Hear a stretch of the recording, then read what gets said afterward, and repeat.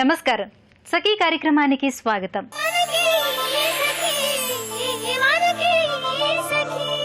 జీవితంలో భార్యాభర్తల బంధం చాలా సున్నితమైంది, విలువైనది. ఎందుకంటే భార్యాభర్తలు ఇద్దరూ సంతోషంగా ఉంటేనే కెరియర్లో ఉన్నత స్థానాలకు ఎదగగలరు. ఆలుమగల మధ్య ప్రేమపూర్వకమైన వాతావరణం ఉన్నప్పుడే చేస్తున్న ఉద్యోగంలో విజయం సాధ్యమవుతుంది. ఇంట్లో భార్యాభర్తలు మధ్య గొడవలు, అపార్థాలు వస్తుంటే ఆ ప్రభావం ఇద్దరి కెరియర్ మీద ఖచ్చితంగా పడుతుంది. ఆఫీస్ వేళ్లల్లో కూడా ఇంట్లో జరిగిన విషయాల గురించి ఆలోచిస్తూ ఉంటారు. ఆ ప్రభావం కెరియర్ మీదే కాదు, వ్యక్తిగత ఆరోగ్య, మానసిక ఆనందంపై మీద కూడా చూపుతుంది. భార్యాభర్తల బంధంలో ఎంత సంతోషం ఉంటే జీవితంలో అంత బాగా గెలుపు సాధిస్తారని మనస్తత్వ నిపుణులు చెబుతున్నారు. సరే, ముందైతే ఈ కార్యక్రమం చూడండి, తర్వాత మిగతా విషయాలు మళ్ళీ మాట్లాడుకుందాం.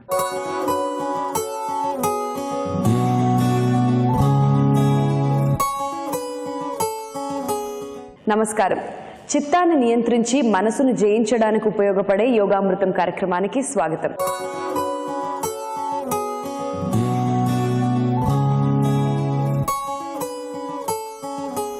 ఇవాల్టి యోగామృతం బాచుపల్లిలో ఉన్న రిషి యోగా సెంటర్కి వచ్చేసిందండి. అండ్ మనతో పాటు ఉన్నారు యోగా ఎక్స్పర్ట్ రజనీ గారు. మరి యోగాకి సంబంధించి ఇవాళ సఖులకి ఏం తెలియజేస్తారో ఆవిడని అడిగి తెలుసుకుందాం. నమస్కారం రజనీ గారు. నమస్కారం అండి. ఎలా ఉన్నారు? బాగున్నా అండి.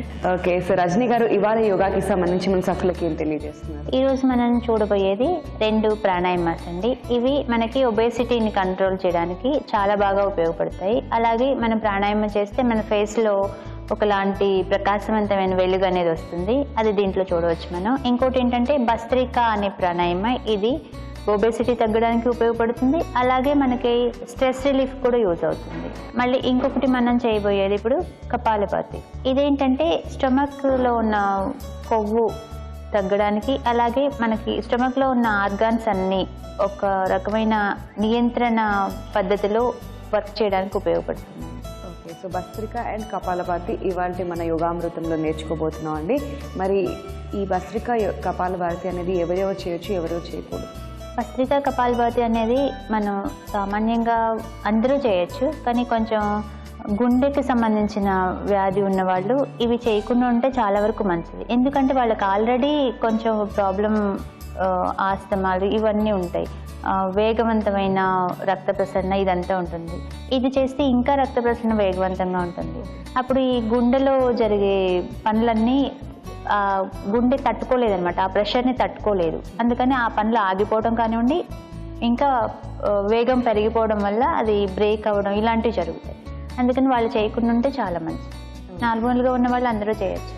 ఓకే, ఒబేసిటీ మాత్రమే కాకుండా ఇంకా ఏమైనా ఉపయోగాలు ఉన్నాయండి? ఇప్పుడు మనం కపాలభాతి తీసుకున్నాం అనుకోండి. కపాలభాతి చేయడం వల్ల ఒబేసిటీతో పాటుగా థైరాయిడ్ ఉంటుంది చూడండి, థైరాయిడ్ వాళ్ళకి బాగా యూజ్ అవుతుంది. ఎందుకంటే మనము ఇది గొంతు దగ్గర నుంచి పొట్ట వరకు జరిగే క్రియ అనమాట. గొంతు దగ్గర నుంచి పొట్ట వరకు ప్రెషర్ పడడం వల్ల మనకి థైరాయిడ్ అనేది గొంతులో ఉండే ఒక గ్రంథి, ఆ గ్రంథి మీద ప్రెషర్ పడడం వల్ల మనకి థైరాయిడ్కి ఉపయోగపడే హార్మోన్ ఏదైతే ఉంటుందో ఆ హార్మోన్ ఇంక్రీజ్ అవ్వాల్సిన వాళ్ళకి ఇంక్రీజ్ అవుతుంది.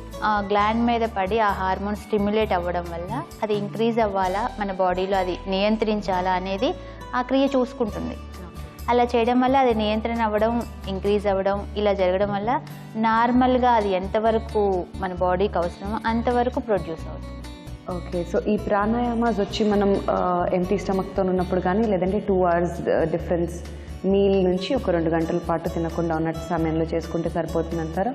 ఇంకోటి ఏం చెప్పాలి అంటే ఇది అసలు ఉదయాన్నే చేయడం అనేది ఒక రకమైన ఎక్సలెంట్ పద్ధతి అండి. ఎందుకు అంటారా, ఇప్పుడు మనం ఎంత లైట్ స్టమక్ ఉన్నా కానీ ఎంటీ స్టమక్ అనేది మెయిన్ ఇంపార్టెంట్. కపాలభాతికి అనుకోండి అసలు ఫుడ్ లేనప్పుడే చేయాలి. ఎందుకంటే ఇప్పుడు మనకి ఫుడ్ ఉందనుకోండి స్టమక్ లోపల, అప్పుడు డైజెషన్ ప్రాసెస్లో ఉన్నప్పుడు ఇది చేస్తే అది డిస్టర్బ్ అవుతుంది.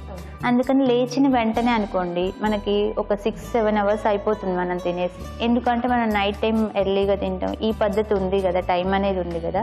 ఇది చూసుకున్నప్పుడు మనము ఎర్లీ మార్నింగ్ ఒక 6 hours గ్యాప్ అంటే మన ఆ టైంలో స్టమక్ లోపల ఫుడ్ ఉండదు, at the same time digestion కూడా ఏమీ ఉండదు. అందుకని ఆ టైంలో చేస్తే ఇది బాగా ఎఫెక్ట్ ఉంటుంది. అప్పుడు ఫ్యాట్ బాగా డిజాల్వ్ అవుతుంది కూడా. ఓకే, సో రిజల్ట్ బాగుంటుంది అంటారు.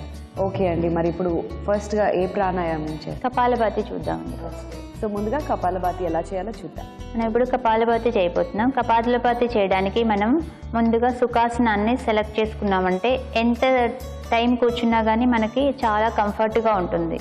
సుఖాసనంలో కూర్చొని మీ 2 చేతులు 2 మోకాళ్ళ మీద ఆది ముద్రలో పెట్టుకోవాలి. ఈ ఆది ముద్ర మనకి శరీర భాగాలకు ఒక రకమైన దృఢత్వాన్ని ఇవ్వడానికి ఉపయోగపడుతుంది.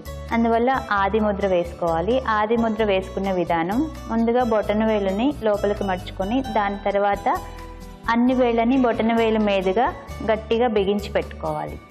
ఇప్పుడు నెమ్మదిగా మీ కళ్ళు మూసుకొని మీ శరీర భాగాలన్నీ తల దగ్గర నుంచి కూర్చున్నంత వరకు మీ శరీర భాగాలన్నీ నిటారుగా ఉండాలి. అంటే శరీరం పై భాగాలన్నీ నిటారుగా ఉండాలి.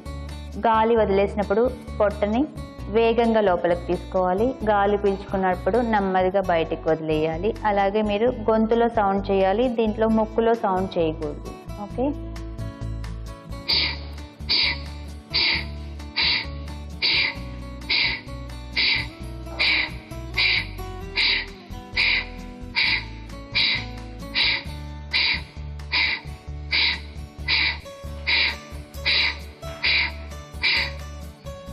నెమ్మదిగా మీరు ప్రశాంత స్థితికి వచ్చిన తర్వాత ఒక 5 సెకండ్ల వరకు ఈ ప్రశాంత స్థితిలో ఉండి ఆ తర్వాత ఒక 5 సెకండ్లు 10 సెకండ్ల తర్వాత మీరు నెమ్మదిగా చేసే ప్రాణాయామ శ్వాసక్రియకు వచ్చిన తర్వాత మాత్రమే మీరు నెమ్మదిగా మీ కళ్ళని ఓపెన్ చేసుకోవాలి.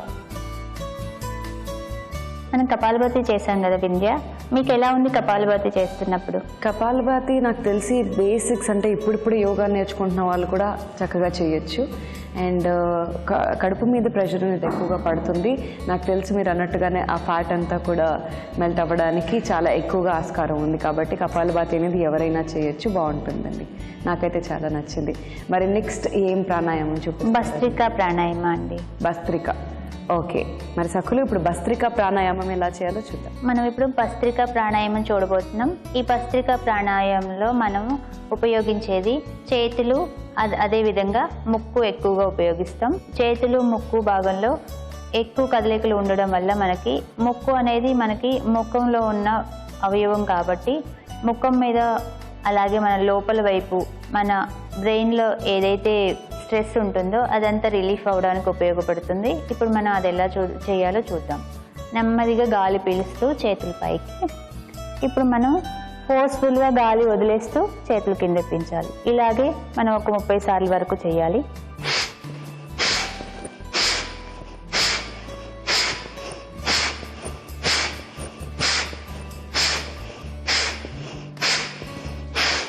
నెమ్మదిగా మీరు ప్రశాంత స్థితికి రావాలి. మీ అరచేతుల్ని మోకాళ్ళ మీద పెట్టుకొని మీ శరీర భాగాలన్నీ నిటారుగా పెట్టుకొని ఒక 5 సెకండ్ల వరకు కళ్ళు ఓపెన్ చేయకుండా మీరు నార్మల్ శ్వాసక్రియ జరుపుకుంటూ 5 సెకండ్ల వరకు ఇలాగే ఉన్నట్లయితే మీకు ఎంతవరకు స్ట్రెస్ రిలీఫ్ అయింది అనేది, మీ మనసు ఎంత ప్రశాంత స్థితికి వచ్చింది అనేది మీరు అర్థం చేసుకోగలుగుతారు. వింధ్య, మనం భస్త్రిక చేశాం కదా, భస్త్రిక చేస్తున్నప్పుడు మీరు ఎలా ఫీల్ అయ్యారు? హ్యాండ్స్ ఒకటి అండ్ బ్రీతింగ్ చాలా బాగా ఇంప్రూవ్ అవుతుందండి. అంతేకాకుండా నోస్ మీద కూడా లైట్గా ప్రెషర్ రావడం వల్ల బ్రీతింగ్ అనేది చాలా బాగుంది. ఇంతకుముందు కంటే కూడా కంపేర్ చేసుకుంటే ఇప్పుడు శ్వాస బాగా అందుతుంది అని చెప్పచ్చు. సో చక్కటి ప్రాణాయామాలండి 2 కూడా, భస్త్రిక అలానే కపాలభాతి. సో ఈ 2 ప్రాణాయామాలు ఇవాళ మా సఖులకు నేర్పించినందుకు ధన్యవాదాలు రజని. నమస్కారం అండి. సఖులు చూశారు కదండి, ఇది ఇవాల్టి యోగామృతం. మరో అందమైన ఎపిసోడ్తో మళ్ళీ కలుద్దాం. అందాకసలు నమస్తే. జీవితం చాలా పెద్ద ప్రయాణం. పెళ్లి ద్వారా ఒకటైన భార్యాభర్తలిద్దరూ కలిసి చాలా జీవితం ప్రయాణం చేయాల్సి ఉంటుంది. భార్యాభర్తలు ఇద్దరూ కలిసి చేసే ప్రయాణంలో ఎదురయ్యే చిన్న చిన్న పొరపాట్లను పెద్దగా ఊహించుకుంటూ జీవితాన్ని నరకం చేసుకునే వాళ్ళు చాలామంది ఉంటారు. చాలా వరకు భార్యాభర్తల మధ్య వచ్చే చిన్న చిన్న మనస్పర్ధలే చినికి గాలివానలా మారుతూ ఉంటాయి. చాలాసార్లు తేలికపాటి విషయాలకు ఒకరిపై ఒకరు అలుగుతూ ఉంటారు. ఆ అలక ఒకసారి ముద్దుగానే ఉంటుంది, కానీ అదే కొంచెం శృతి మించితే సమస్య మరింత పెరగటానికి కారణమవుతుంది. చాలా సందర్భాల్లో సరదాగా అన్న మాటలను కూడా సీరియస్గా తీసుకొని పెద్ద అలజడి సృష్టించుకుంటూ ఉంటారు. సరే, ముందైతే మీకోసం ఒక మంచి కార్యక్రమం వస్తుంది చూడండి, తర్వాత మధ్య మాట్లాడుకుందాం.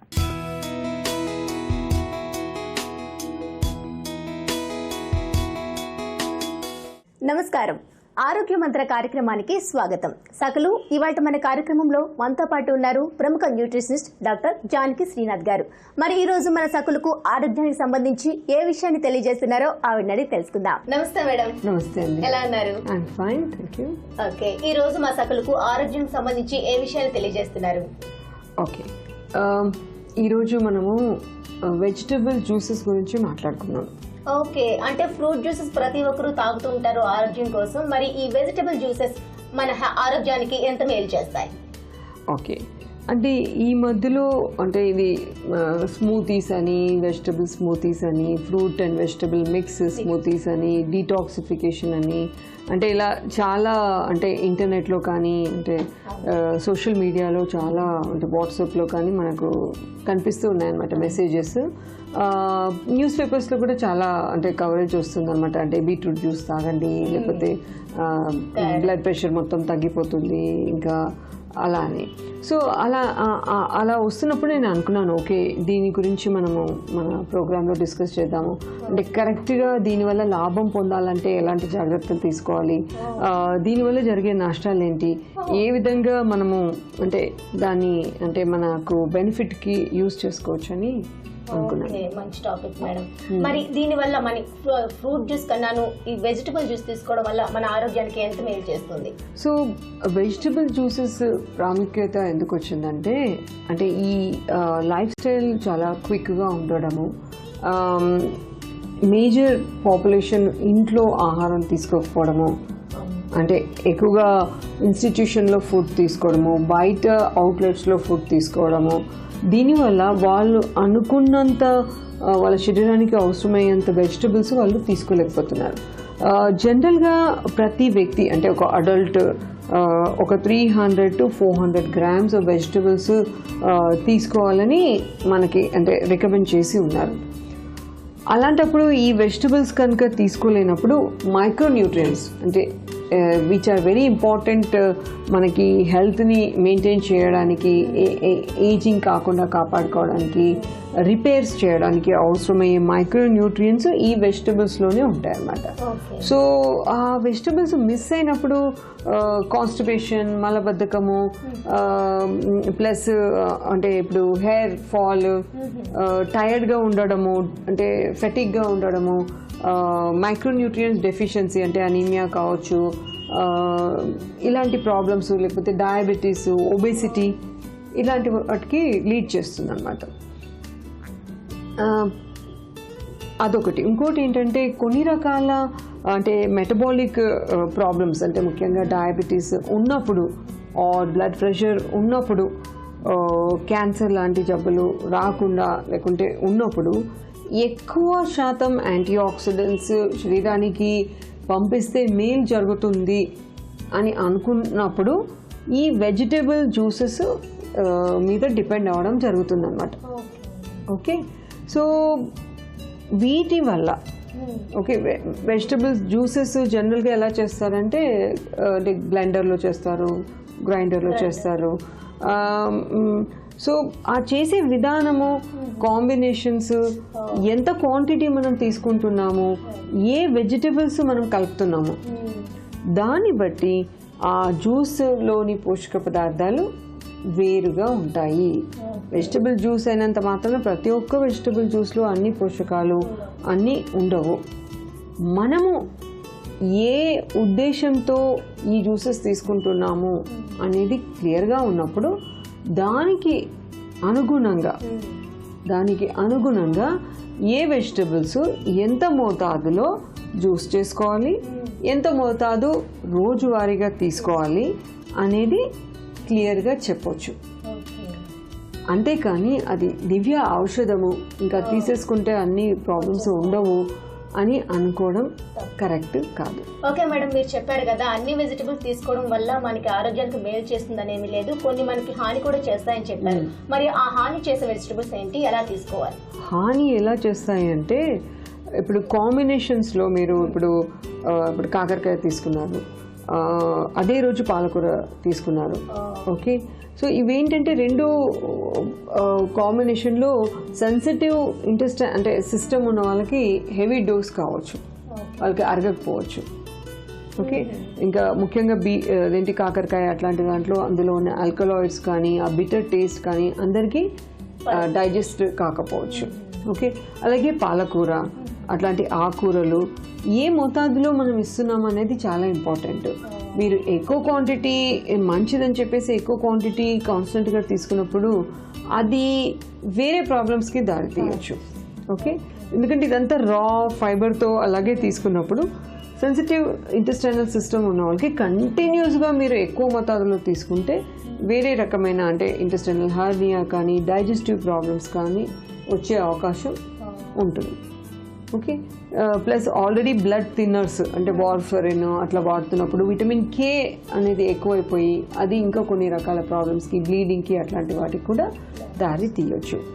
కాబట్టి ఏ ఉద్దేశంతో వాడుతున్నారు, ఆల్రెడీ ఆహారంలో ఎంత వెజిటబుల్స్ తీసుకుంటున్నారు, మీరు ట్యాబ్లెట్స్ ఏమైనా తీసుకుంటున్నారా, ఓకే, మీరు చూసుకొని ఆ వెజిటబుల్ని ఎన్నిసార్లు వాడుతున్నారు, వెజిటబుల్ జ్యూస్ ఎంత మోతాదు తీసుకుంటున్నారు అనేది చాలా అవసరము. ఒక చిన్న కప్పు అంటే ఒక హాఫ్ కప్ ఆఫ్ అంటే vegetable juice is equal to 100 grams of vegetable consumption. కాబట్టి మీరు ఎన్ని కూరగాయలు కలిపి ఎంత చేస్తున్నారు, క్వాంటిటీ యాక్చువల్లీ మీరు ఎంత తీసుకుంటున్నారు అనేది జాగ్రత్తగా గమనించాలి. మేడం, ఈ వెజిటబుల్ జ్యూసెస్ ఇంట్లో చేసుకోవడం బెటర్ అంటారా, లేక బయట దొరికే వెజిటబుల్ జ్యూసెస్ కూడా తీసుకోవచ్చా? అంటే వెజిటబుల్స్ని మనం ఉడకబెట్టట్లేదు, ఇవి పచ్చిగా అలాగే తాగుతున్నాం కాబట్టి సేఫ్టీ అనేది శుభ్రత అనేది చాలా ఇంపార్టెంట్. సో మీరు పార్క్ దగ్గర లేకుంటే అంటే చాలాసార్లు బయట చాలా ఎక్కువ పార్క్స్లో మార్నింగ్ అమ్మేస్తూ ఉంటారన్నమాట ఈ జ్యూసెస్.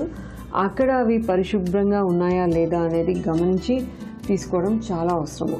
అంటే జనరల్గా వాళ్ళు అంటే ఒక చిన్న కప్పు అట్లా తాగుతూ ఉంటారు, that is okay. But hygiene పరంగా వాళ్ళు ఎక్కడ చేస్తున్నారు, అక్కడ ఈగలు ఉన్నాయా, లేకుంటే వాళ్ళ గ్రైండర్ రోజు శుభ్రపరుస్తున్నారా, వాళ్ళు మినరల్ వాటర్ వాడుతున్నారా, ఎంత తేనె అందులో కలుపుతున్నారు, షుగర్ కలుపుతున్నారా, ఇవన్నీ కూడా ఆలోచించడం అవసరం. ఓకే మేడం, ఈ రోజు మా సకలకు వెజిటబుల్ జ్యూసెస్ తీసుకోవడం వల్ల వచ్చే ఉపయోగాలు ఏంటి, ఎంత మోతాదులో తీసుకోవాలి, ఏ టైంలో తీసుకోవాలి అన్న ఈ విషయాలన్నీ మా సకలకు అర్థమయ్యే విధంగా తెలియజేసినందుకు మీకు ధన్యవాదాలు మేడం. నమస్తే. సో చూసారు కదా సకలు, ఇది వాటి ఆరోగ్య మంత్ర కార్యక్రమం. మరో చక్కని కార్యక్రమంలో మళ్ళీ కలుసుకుందాం. అంతవరకు సెలవు, నమస్తే. జీవితాంతం కలిసి ఉండే భార్యాభర్తల మధ్య అభిప్రాయ భేదాలు, అలకలు, కోపతాపాలు ఎక్కువగా వస్తుంటాయి. భార్యాభర్తలు రోజువారీ జీవితంలో తెలుసో తెలియకో అనేక విషయాల్లో విభేదిస్తూ ఉంటారు, లేదా ఒకరి పట్ల ఒకరు అనుచితంగా ప్రవర్తిస్తూ ఉంటారు. అనేక విషయాలు అపార్థం చేసుకుంటూ ఉంటారు. సహజంగా చాలామంది చేసే తప్పేంటంటే చిన్న విషయాన్ని కూడా పెద్ద కర్రతో చంపాలని చూస్తారు. ఇతరుల దగ్గర బాగా ఉండేవారు కూడా తమ జీవిత భాగస్వామ్యుల దగ్గరకు వచ్చేసరికి విపరీతంగా ప్రవర్తిస్తూ ఉంటారు, ఈగో చూపిస్తూ ఉంటారు. భార్యాభర్తల బంధానికి ఇది మంచిది కాదని మానసిక నిపుణులు సూచిస్తున్నారు. సరే, ముందు ఈ కార్యక్రమం చూసండి, మళ్ళీ మాట్లాడుకుందాం.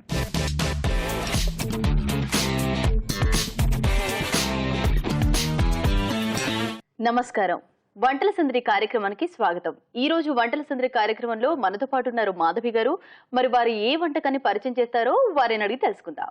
నమస్కారం అండి. నమస్కారం అండి. ఎలా ఉన్నారు? బాగున్నా, మీరు ఎలా ఉన్నారు? నేను చాలా బాగున్నారండి. సో ఈ రోజు మా సకులకు ఎలాంటి వంటకాన్ని పరిచయం చేస్తున్నారు? Chapati noodles. Chapati noodles. Okay, చాలా వెరైటీగా ఉందండి. మరి కావాల్సిన పదార్థాలు చూద్దామా? Okay. Oil, capsicum, soya sauce, garam masala, కారం, ఉప్పు, chapati, cabbage, carrot. Okay Madhavi గారు, కావాల్సిన పదార్థాలు చూసాం కదా, మరి ప్రాసెస్ స్టార్ట్ చేద్దామా? ఓకే. ముందుగా స్టవ్ వెలిగించుకుందామా? అవును.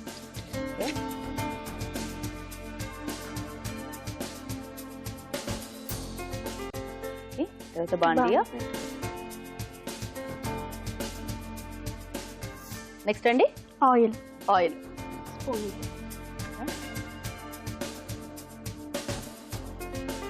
ఎన్ని స్పూన్స్ వేసుకోవాలి?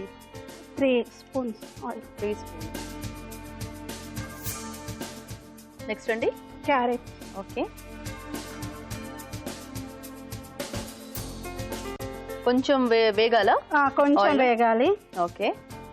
నెక్స్ట్ అండి నెక్స్ట్ క్యాబేజ్. క్యాబేజ్ ఒక కప్ క్యాబేజ్. ఇది కొంచెం మగ్గిన తర్వాత క్యాప్సికమ్ వేయాలి. ఓకే.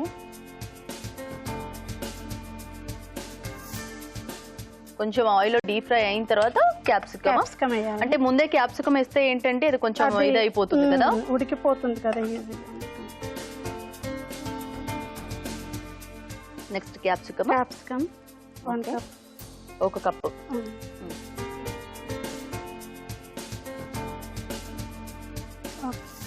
ఆయిల్ లో బాగా డీప్ ఫ్రై అవ్వాలా? మగ్గాలి బాగా. బాగా మగ్గాలా. నెక్స్ట్ అండి ఇది కొంచెం మగ్గిన తర్వాత అది కారం, ఉప్పు, మసాలా. ఓకే. ఇప్పుడు నూడిల్స్ మసాలా తీసుకుంటున్నా. ఓకే.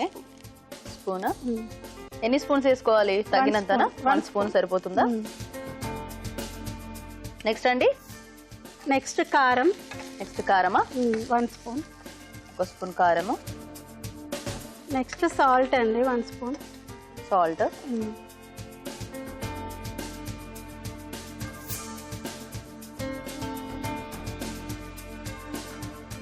ఇవి కొంచెం మగ్గిన తర్వాత సోయా సాస్ వేయాలి. అంటే ఈ పీసెస్ అన్నిటికీ బాగా మసాలా పట్టిన తర్వాత సోయా సాస్ వేసుకోవాలా? Next soya sauce 1 teaspoon అండి. 1 స్పూన్ సరిపోతుందా?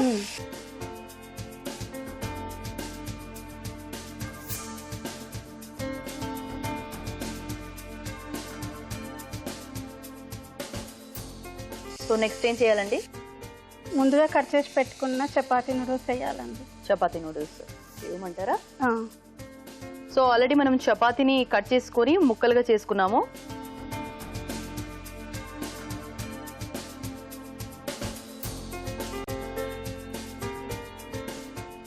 ఇది 1 కప్ అండి. 1 కప్ వేసుకోవాలా?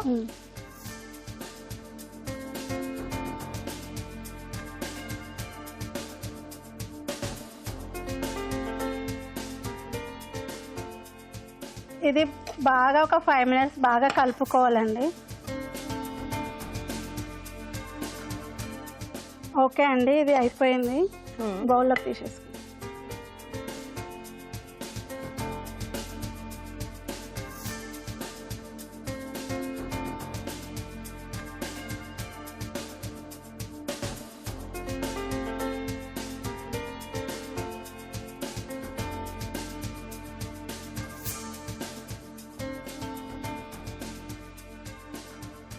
ఓకే అండి, చపాతీ నూడిల్స్ రెడీ. టేస్ట్ చూసి చెప్తాను. తప్పకుండా అండి.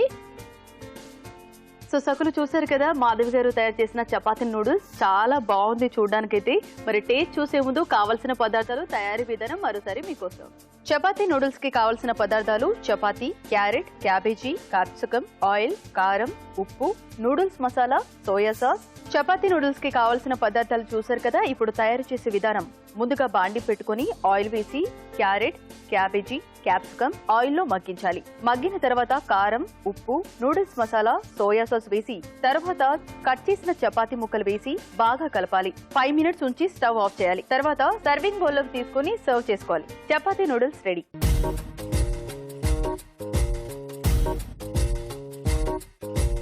సో సకులు చూసారు కదా కావాల్సిన పదార్థాలు, తయారు చేసే విధానం. మరి టేస్ట్ చూసి చెప్తాను.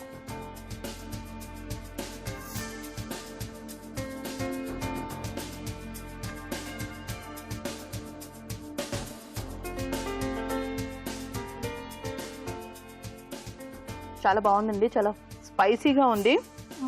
కానీ ప్రాసెస్ కూడా చాలా ఈజీగా ఉంది. ఇంత మంచి రెసిపీని మా సకులకు పరిచయం చేసినందుకు ధన్యవాదాలు. Thank you.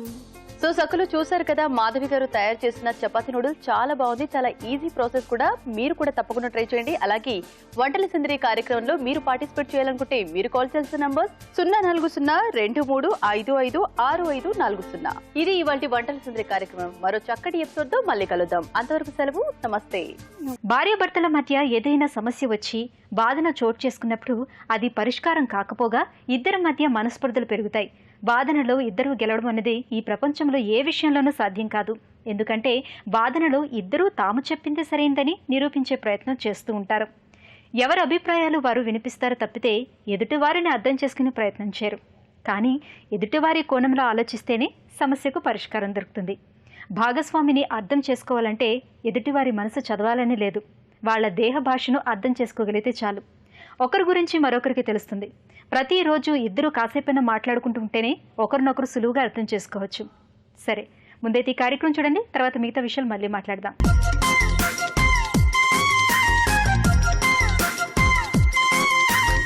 సకులందరికీ నమస్కారం. చూడండి చేయండి కార్యక్రమానికి స్వాగతం.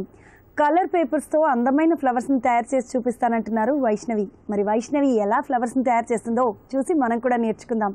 నమస్తే వైష్ణవి. నమస్తే వైష్ణవి, ఈరోజు మా సకులందరికీ పేపర్తో చక్కటి ఫ్లవర్స్ని తయారు చేసి చూపిస్తానన్నారు కదా, మరి పేపర్ ఫ్లవర్స్ తయారు చేసుకోవాలంటే ఏమేం కావాలో చెప్తారా?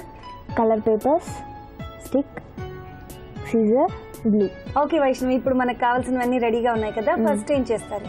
ఫస్ట్ మనం పేపర్ని ఇలా హాఫ్గా మర్చుకోవాలి. మర్చుకున్న తర్వాత దీన్ని మనం హాఫ్గా డివైడ్ చేసుకోవాలి. సో హాఫ్ని కట్ చేసేస్తున్నాం. సో ఇప్పుడు హాఫ్గా కట్ చేసుకున్నాం. నెక్స్ట్ ఏం చేస్తారు? నెక్స్ట్ దీన్ని మళ్ళీ ఇంకో హాఫ్గా మర్చుకోవాలి మనం. ఓకే, మర్చుకున్న తర్వాత మనం ఇట్లా కోన్ షేప్లో దీన్ని ఇంకొక ఫోల్డ్ చేయాలి. ఇట్లా ఓకే.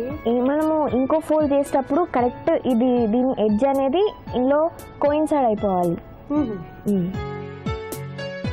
ఇలా మనకి ఇక్కడ ఏం గ్యాప్ ఉండదు. గ్యాప్ ఉంటే మొత్తం ఫ్లవర్ అంతా స్పాయిల్ అయిపోతుంది. ఓకే. మళ్ళీ దీన్ని ఇట్లా ఫోల్డ్ చేసిన తర్వాత ఇది కోన్ షేప్ అనేది బయటకు వచ్చేలా మనం చూసుకోవాలి.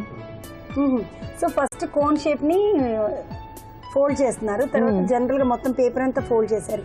ఇప్పుడు మళ్ళీ కోన్ షేప్ బయట వచ్చేలాగా పేపర్ అంతా కూడా లోపలికి ఫోల్డ్ చేశారు. ఓకే, ఇప్పుడు మనం దీన్ని correct cone shape, curve shape వచ్చేటట్టు మనం దీన్ని కట్ చేసుకోవాలి. ఒక కర్వ్ లాగా. ఒక కర్వ్ మనం మనకు కావాల్సినంత సైజ్తోని కట్ చేసుకోవచ్చు. చిన్న కావాలంటే చిన్నగా, పెద్ద కావాలంటే పెద్ద కర్వ్ కట్ చేసుకోవచ్చు. దీన్ని షేప్ చేసుకోవాలి. ఇప్పుడు flower shape. Okay, so petal స్టైల్లో కట్ చేసుకోవాలి. పెటల్. ఓకే, దీన్ని మనం ఇలా కట్ చేసుకున్న తర్వాత దీని ఎండింగ్లో చిన్న హోల్ చేసి ఇలా కట్ చేసుకోవాలి. ఇలా కట్ చేసుకొని నేను ఇప్పుడు ఓపెన్ చేయాలి. ఇది మన కింద ఫ్లవర్ కింద బేస్ అన్నమాట. మనం నెక్స్ట్ మళ్ళీ ఇంకో హాఫ్ మనం కట్ చేసి పెట్టుకున్న పేపర్ తీసుకొని మళ్ళీ సేమ్ అదే మోడల్లో చేసుకోవాలి. మళ్ళీ ఒక కార్నర్ నుండి మళ్ళీ దీంట్లో ఒక పెటల్ని డిలీట్ చేసేయాలి. ఓకే, ఇప్పుడు 1 2 3 6 petals. 6 ఉన్నాయి కదా, ఇప్పుడు 5 చేసుకోవాలి మనం. ఎలా తెలుస్తుంది 5 అని? అంటే మనం ఫస్ట్ ఒక ఫ్లవర్ వస్తుంది, దీనిలానే వస్తుంది సేమ్. ఇది కూడా దీని నుంచి మనం కట్ చేసుకొని మనం స్టిక్ చేసుకోవాలి. కొంచెం దగ్గరకు వస్తుంది. మనం దగ్గర ఈ ఫోల్డ్ లో మాత్రం 6 పెటల్స్ వచ్చే ఫ్లవర్ మాత్రమే వస్తుంది కదా. ఓకే, జనరల్గా ఇప్పుడు వైష్ణవి చేస్తున్న పెటల్స్ ఏంటంటేనండి, తను చేసిన ఫోల్డింగ్కి మొత్తం 6 పెటల్స్ వస్తాయి. అయితే ఒకటి బేస్ మనం ఆల్రెడీ తయారు చేసుకున్నాం. ఈ బేస్ తయారు చేసుకున్నాం కాబట్టి దీనిపైన రెక్కలు మళ్ళీ ఇంకా రావాలంటే, ఒక బేస్ పైన ఇంకా రావాలి అంటే ఇంకొక పెటల్ తగ్గిందనుకోండి కొంచెం చిన్నగా వస్తుంది. అంతే కదా వైష్ణవి? సో ఒక పెటల్ని మనం డిలీట్ చేసేస్తున్నాం అందులోంచి. సో సేమ్ ప్రాసెస్ నెక్స్ట్ మళ్ళీ ఫ్లవర్ని చేసుకున్నాము, బట్ కొంచెం చిన్నగా చేస్తున్నారు. మళ్ళీ దాన్ని మనం ఎండ్లో కట్ చేసుకోవాలి. మళ్ళీ ఇలా ఫ్లవర్ వచ్చేస్తుంది. 6 పెటల్స్ వచ్చాయి. ఇప్పుడు దీన్ని ఇలా డిలీట్ చేసుకోవాలి. ఈ ఒక్క పెటల్ మనకి లాస్ట్లో అవసరం వస్తుంది. దీన్ని మనం గ్లూ పెట్టి అతికించుకోవాలి.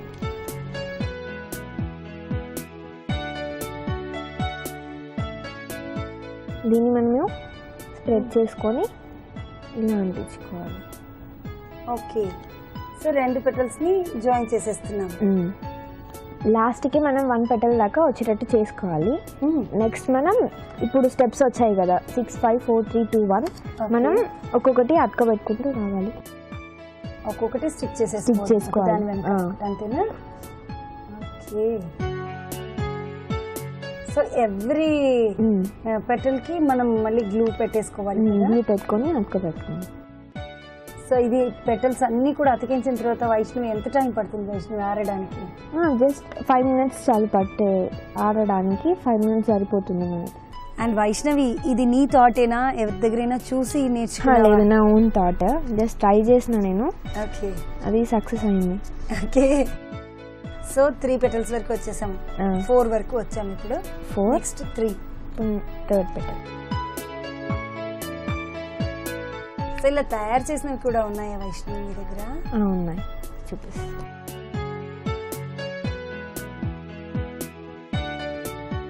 ఓకే. సో థిక్నెస్ పెరుగుతుంది కదా? థిక్నెస్ పెరుగుతుంటే ఫ్లవర్కి అందం వస్తుంది, చూస్తే మళ్ళీ రియల్ ఫ్లవర్ లాగే అనిపిస్తుంది. యా.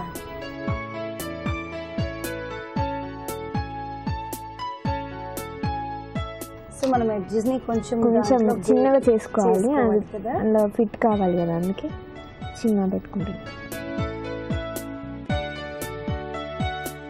ఓకే వైష్ణవి, ఇది కంప్లీట్ అయిపోయినట్టే కదా వైష్ణవి? కంప్లీట్ అయిపోయినట్టే. సో స్వీట్, చాలా క్యూట్గా ఉందండి ఫ్లవర్. నిజంగా రోజ్ ఫ్లవర్ని అలా పట్టుకున్నట్టుగా ఉంది. పైగా పేపర్ కాబట్టి చాలా లైట్గా ఉంటుంది. సో చాలా బాగుంది వైష్ణవి. ఇలాంటివి తయారు చేసినవి ఇంకా ఉన్నాయి నీ దగ్గర? చూపిస్తావా మా సకులందరికీ? నేను తెచ్చాను, చూపిస్తాను. ఓకే. మనము ఇట్లాంటి ఫ్లవర్స్ బంచిగా తయారు చేసుకొని ఇలా మనం పేర్చుకుంటే చాలా బాగుంటుంది. ఇంట్లో పెట్టుకుంటే కూడా చాలా సో టేబుల్ పైన ఇలాంటిదంతా కూడా ప్రిపేర్ చేసి, మన ఇంట్రెస్ట్ అండి, మనకి ఇష్టమైన కలర్స్ అన్నీ కూడా ప్రిపేర్ చేసుకుని ఒక చక్కటి అందమైన బుట్టలో పెట్టుకున్నాం అనుకోండి, ఇలా చాలా అందంగా ఉంటుంది. రెగ్యులర్ గా పూలను మార్చాల్సిన అవసరం కూడా ఉండదు, జస్ట్ డస్టింగ్ చేస్తే సరిపోతుంది. అండ్ ఇది ఏంటి రే వైష్ణవి? ఇది మనం ఈ ఫుల్ ఫ్లవర్ ని ఈ కింద 3 petals తీసేసి, మనం లోపల చిన్న చిన్న బర్డ్స్ కావాలంటే లాస్ట్ 3 petals డిలీట్ చేసేసి మనం ఇట్లా ఒక పుల్ల ఇన్సర్ట్ చేసి మనం పెట్టుకోవచ్చు, బొకే లాగా ఉంటుంది అది. ఓకే. సో దీన్ని ఒకదాన్ని ఓపెన్ చేస్తున్నానండి. ఇది యాక్చువల్ గా 1, 2, 3 petals. 3 petals. సెకండ్ లైన్ వచ్చి 1, 2 petals. లాస్ట్ వన్ వచ్చేసి 1 petal. సో ఇందులో మనం ఏంటంటే ఇందాక ఫ్లవర్ తయారు చేసుకున్నాం కదండి, ఈ ఫ్లవర్ లో ఫస్ట్ పెటల్ లేదు, ఫస్ట్ బేస్ లైన్ 6 petals తో వచ్చింది. 6 petals తర్వాత 5 petals, తర్వాత 4, తర్వాత 3 నుండి ఉండింది. సో ఈ 3 నుండి ఇక్కడ స్టార్ట్ చేశారు, అంతే కదా? స్టార్ట్ చేశాను. సో మొగ్గల్లాగా కావాలి, చిన్న చిన్న మొగ్గల్లాగా, బర్డ్స్ లాగా కావాలి అనుకుంటే ఇలా 3 petals తో స్టార్ట్ చేసి హ్యాండిల్ లాగా తయారు చేసేసుకున్నారు. ఇందాక మనం చూపించిన పుల్ల ఏదైతే ఉందో స్టిక్, దాన్ని దీంట్లోంచి ఇన్సర్ట్ చేశారు, అంతే కదండి? అంతే. సో నైస్, చాలా అందంగా ఉంది. అసలు తెలియట్లేదు, ఇది ఒరిజినల్ ఫ్లవర్స్ లాగానే కనిపిస్తుంది, చాలా రియలిస్టిక్ గా ఉన్నాయి.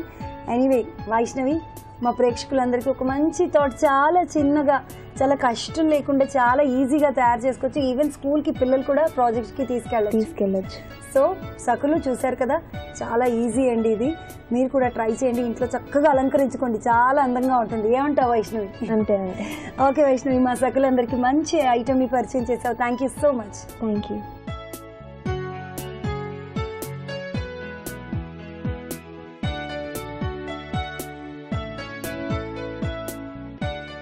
చూసారు కదండి వైష్ణవి తయారు చేసిన ఫ్లవర్స్ ని, నిజంగా చాలా ముద్దుగా ఉన్నాయి కదా. చూడగానే మీకు కూడా తయారు చేసేసుకోవచ్చు అని అనిపించింది కదా. మరి ఇంకెందుకు ఆలస్యం, తయారు చేసి చూడండి. అలాగే మీలో కూడా ఇలాంటి టాలెంట్ ఉన్నట్లయితే, మీలో కూడా ఇలాంటి సృజనాత్మకత ఉన్నట్లయితే, మీరు కూడా చూడండి చేయండి కార్యక్రమంలో పాల్గొనాలనుకుంటే వెంటనే మా నంబర్కి డయల్ చేయండి. మరి మా ఫోన్ నంబర్ 04023555540. ఈ నెంబర్కి డయల్ చేయండి, చూడండి చేయండి కార్యక్రమంలో పాల్గొనండి. మరో అందమైన ఎపిసోడ్లో మళ్ళీ కలుసుకుందాం. అంతవరకు సెలవు, నమస్కారం. కోపంలో ఉన్న క్రౌర్యం, కాఠిన్యత అలకలో ఉండవు. ఆత్మీయులు, బంధువులు, మిత్రుల మధ్య అలకలు ఉంటాయి. అపార్థాల వల్ల అలుక మొలకెత్తినా అది తొలగిపోయిన తర్వాత ఆప్యాయత వెల్లువిరుస్తుంది. అలుక ఎన్నో రకాలు. మూగనోము పట్టడం, మూలమంచం వేయటం, ముసుగుతన్ని పడుకోవటం, పారిపోవటం, ఉపవాసం ఉండటం, ఆత్మాభిమానం దెబ్బతిన్నప్పుడు కలిగే ఉద్వేగమే అలక. దేవతలు కూడా అలకలు తప్పలేదు. అలుకలు పౌరాణిక కాలం నుండి ఇప్పటికీ కొనసాగుతున్నాయి. పార్వతి అలుక తీర్చడానికి శివుడు నానా పాటలు పడాల్సి వచ్చింది. అలుక కొన్ని సందర్భాల్లో అందంగానే ఉంటుంది, చాలా సందర్భాల్లో పెద్ద పెద్ద గొడవలకు దారితీస్తుందన్న విషయాన్ని భార్యాభర్తలు ఇద్దరు గమనించాలని నిపుణులు సూచిస్తున్నారు. అంతే కదండి? సరే, ఈ కార్యక్రమంపై మీ అభిప్రాయాలను, సూచనలను మాకు రాసి పంపించండి.